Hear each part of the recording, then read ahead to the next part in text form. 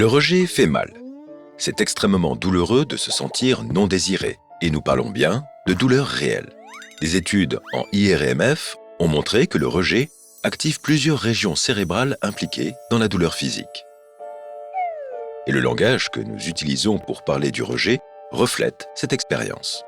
Les chercheurs ont recensé plus d'une douzaine de langages dans lesquels le rejet est associé à la souffrance, avec des termes comme anéanti ou cœur brisé. Pourquoi le rejet déclenche-t-il une réaction aussi intense? Et peut-on apprendre à faire face à ce type de douleur bien particulier? Les psychologues décrivent souvent le rejet comme ce qui se produit lorsqu'on perçoit que les autres n'accordent pas d'importance à une relation sociale avec nous. Cela peut arriver lorsqu'un partenaire nous quitte, qu'on est exclu d'un groupe ou qu'on subit une discrimination.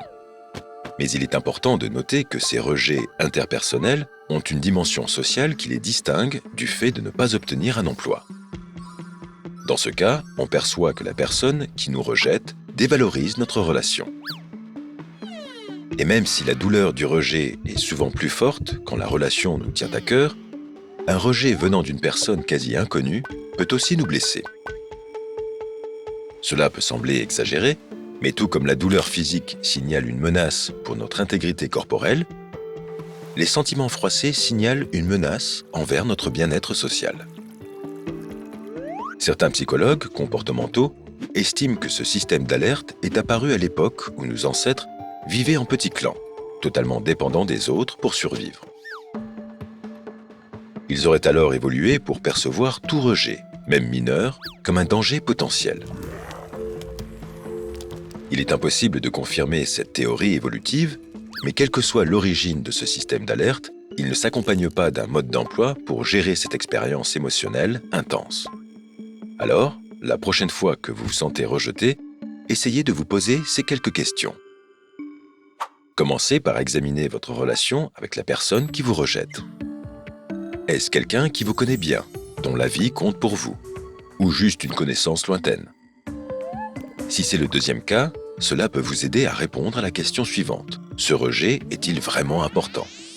Cela peut piquer quand un inconnu ne rit pas à votre blague, mais cela ne justifie pas une réaction intense à un rejet qui a peu d'impact sur votre vie.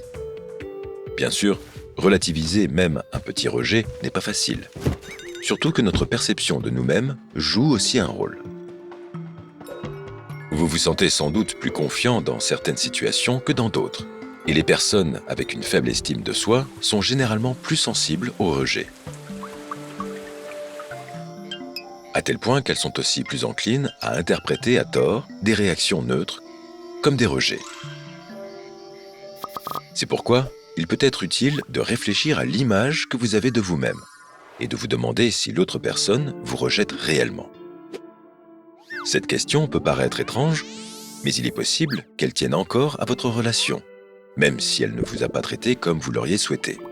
Parfois, il est aussi utile de se demander si vous n'attendiez pas plus d'acceptation que ce qui était raisonnable.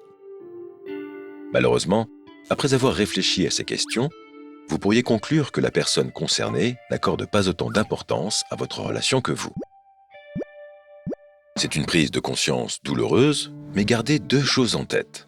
D'abord, ce rejet ne concerne pas uniquement vous.